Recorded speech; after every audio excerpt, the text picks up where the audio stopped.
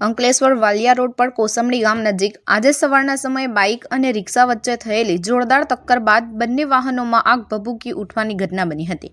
આગ એટલી વિકરાળ હતી કે રિક્ષામાં સવાર એક મહિલા જીવતી જ ભૂંજાઈ જતા તેનું કમકમાટી ભર્યું મોત નીપજ્યું હતું। નજીકમાં આવેલ પેટ્રોલ પંપના કર્મચારીઓએ ફાયર ઇન્સ્ટિટ્યુટની મદદથી આગ પર કાબૂ મેળવવાના પ્રયત્નો કર્યા હતા। અકસ્માત બાદ અન્ય 3 લોકો ગંભીર રીતે દાઝી ગયા હતા। તમામને તાત્કાલિક સારવાર માટે નજીકની હોસ્પિટલમાં ખસેડવામાં આવ્યા છે। ઘટનાની જાણ થતાં તુરંત ફાયર ફાઇટરોએ સ્થળ પર દોડી જઈ આગ પર કાબૂ મેળવ્યો હતો। જીઆઈડીસી પોલીસે ઘટના સ્થળે પહોંચી અકસ્માતની તપાસ શરૂ કરી છે। આ અકસ્માતના સીસીટીવી ફૂટેજ પણ સામે આવ્યા છે, જેમાં અકસ્માતના ભયાવહ દ્રશ્યો થયા છે।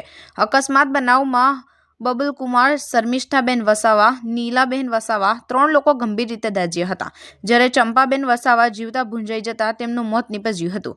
વાલિયાના કોડના રહેવાસી ઘરકામ કરતા અંકલેશ્વર આવી રહ્યા હતા, એ દરમિયાન અકસ્માત સર્જાયો હતો।